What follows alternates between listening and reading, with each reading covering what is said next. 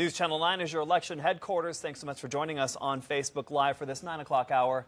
I'm Don Guevara. And I'm Farron Franzik. It is official. Someone has conceded in one of El Paso's biggest races tonight. Let's get things right over to the numbers. And when it comes to the mayor's race, you can see Dee Margo there with 57% of the vote to David Salcedo's 43. Let's send things over to News Channel 9's Estefania Seyfert. She is live from David Salcedo's camp at his watch party, where Steph, Salcedo has conceded, you said. 43.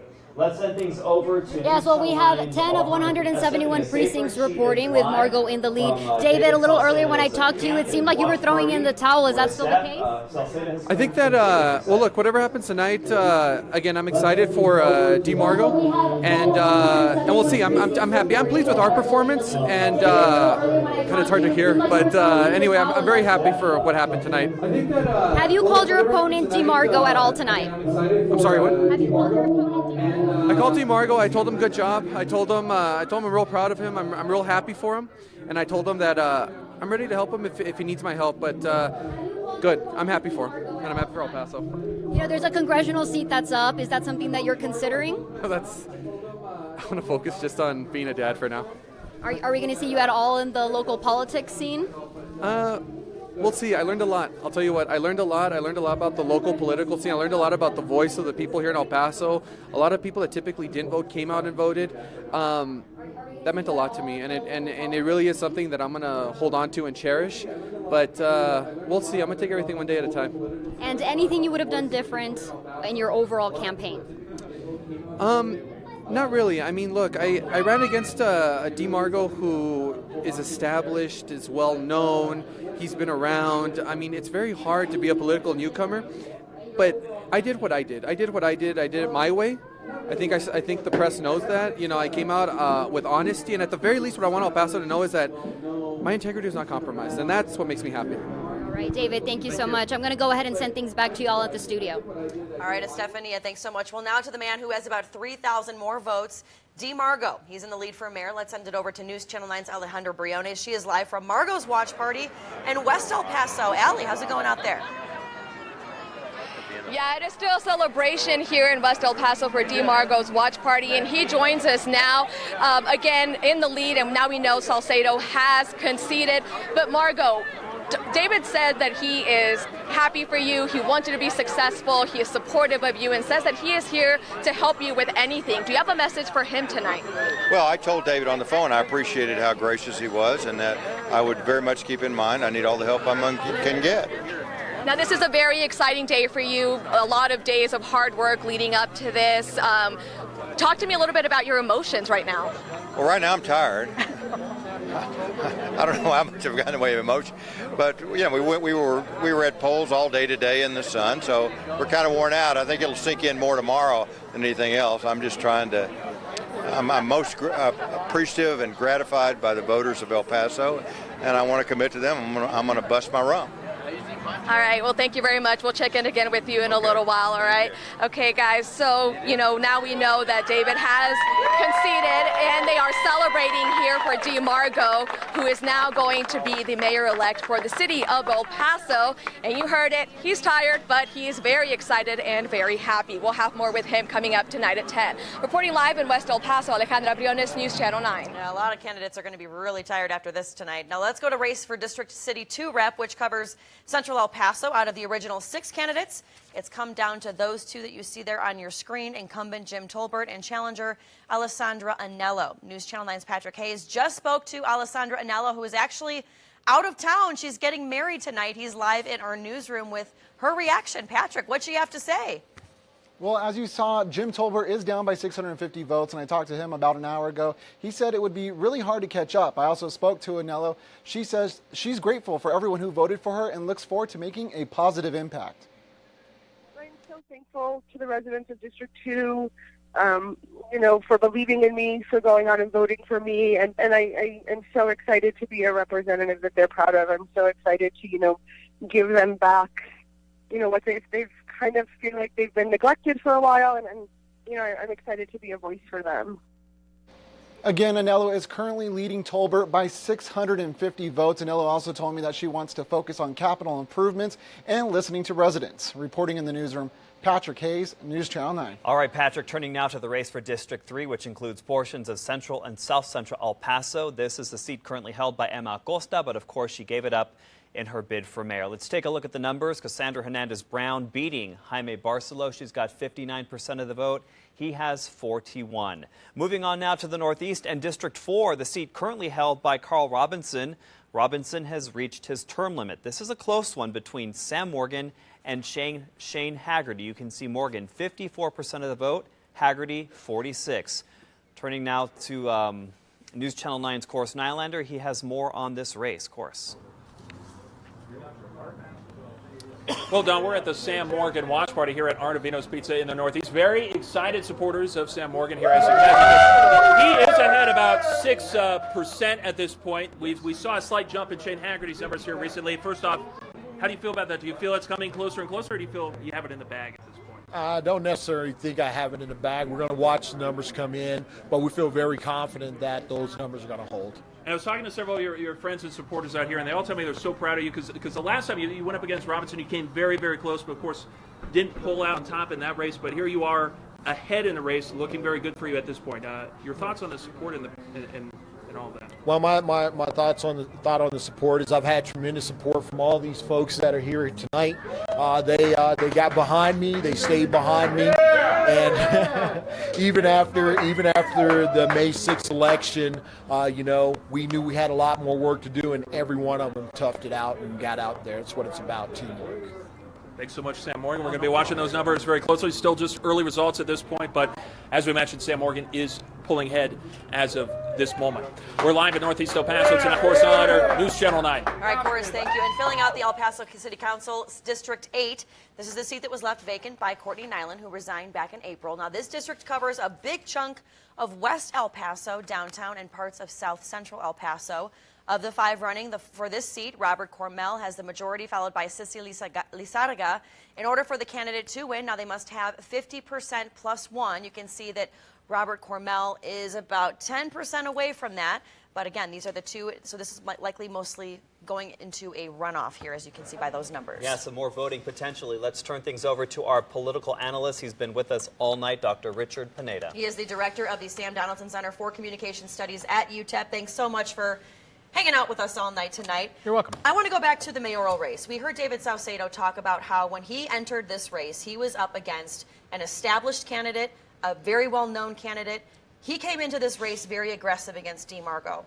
Was that a good play, or what do candidates need to do when they are going up against someone that's very established? Well, I think the gut reaction is to try to go strong, but the challenge is that really a campaign like this depends entirely on infrastructure. So the time spent trying to pick this fight with DeMargo or with the broader field during the general election is really time that should have been better spent knocking on doors, especially in areas where he might have been able to get traction. If you look at where Saucedo did well in the general, and even looking at in today's results, those are areas where he should have been building that base from the very beginning. So in some ways, I think that it's a candidate's sort of mythic idea to try to challenge the big dog.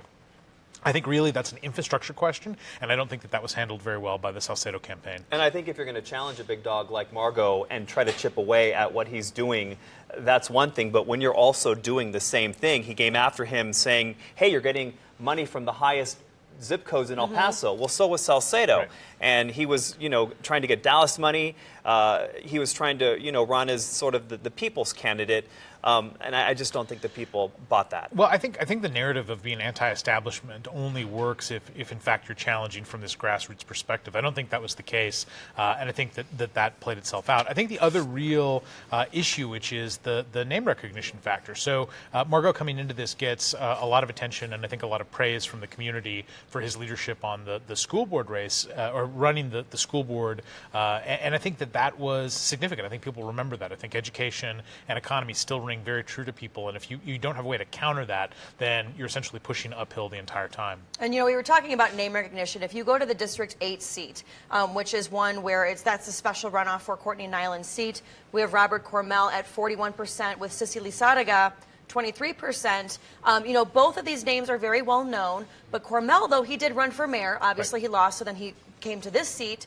But it's one of those things in the runoff. Do you think that his name recognition will eventually help him win? Well, I think to your question, Farron, I think there's no question that he comes in really as the favorite, not only in terms of votes in this election, but I mean his presence in the district was really strong. You have to remember that by the time we get to that runoff election, voters in the county have now been essentially engaged in a political process since November. So, Don mentioned in our previous segment voter fatigue. I think we're going to see a lot of that. I wouldn't be surprised if in this runoff election the numbers are even lower than we saw today, which would be remarkable and sad. But I do think that name recognition in a race like this is crucial. I think back to that infrastructure question, you now have a narrow window in which you've got to figure out how to target parts of the district that you did not win. I think that becomes very challenging for any of the candidates. But in this case, obviously, Lisa Arga going into the runoff for 8. Let's talk about District 3. Here comes the bride, but also here comes the ethics investigation, because that's really what took a lot of these candidates out. It took out Lily Limon. It took out Oscar Leeser, who was looking at District 2, excuse me, with Tolbert. Right. Yes. Yeah. We had Limon, Oscar Leeser, mayor, who was thinking about a congressional seat, then backed down. Lily Limon. Courtney Nyland. Now this. Yeah, I think that one of the most interesting things, I mean, something that I think that each of these new members of City Council are going to have to really think about is not only whatever agenda items they want to bring to the front, but also the idea of regaining public trust, and that's going to take, I think, a tremendous amount of effort. They also will have to go through a primer on ethics, and I suspect that this time around, each of these new City Council elect members are going to spend a lot more time paying attention to those briefings to understand exactly what is in play. So I think that there's a couple of things that we'll see in terms of a shift for council, and one of them is going to be, I think, a realignment of some of the alliances. I mean, you've got people that are new, so that'll factor into it. And then it'll also be interesting to see if, in fact, this investigation gets resolved anytime soon. Of course, the last sitting member of council that potentially will be affected by this is Representative Schwartzbaum. So you still have a potential fallback or fallout as we work our way into the next couple of months. Yeah, timing is everything in politics. It really is. Now, looking back again at the mayoral race, we had earlier on our Facebook Live at 8, we had David Saucedo come out and say that he is, in fact, a Republican, along with Dee Margo. A lot of people right now, I'm sure, are very possibly worried because we are in a very blue county, and now we have a Republican mayor. Does the mayor have that much of a, I guess, hold over a lot of what's going to happen in the city? Because a lot of people argue, oh, well, it's, you know what, don't worry too much because we still have the city manager. Right. Well, that's a great question. I think that partisan politics plays out in El Paso, especially at city government, not necessarily on agenda items, but more about perception of how the community is treated outside of El Paso. So I think when it comes to leverage in Austin, when it comes to issues where the state becomes involved, some of those things may play out to the benefit of the mayor, but I don't necessarily know that we'll see any of the trends in terms of shift. Where I do think this will be interesting is if somebody like David Saucedo decides that he wants to invest the time to make a congressional run or to be more active. As I said in one of our earlier segments, I think that the real question right now for both the county Democrats and the county Republicans is, can they get their houses in order to engage people so that their sense is not only that you're developing potential candidates, but that you're teaching people about how the infrastructure of a campaign works. What's happened, at least in this election, is a very quick run-up where both county political groups seem to wait till the last minute, and I think that hurts all the candidates in the field because they don't get the training and the connection to resources that they could have. And one of the other big questions, too, is we didn't see a lot of strong Democratic candidates come out this year, but then a lot of people also argue that it might have been voter fatigue, where we had the big election, the national election for president, and then you have all these other little elections coming afterwards.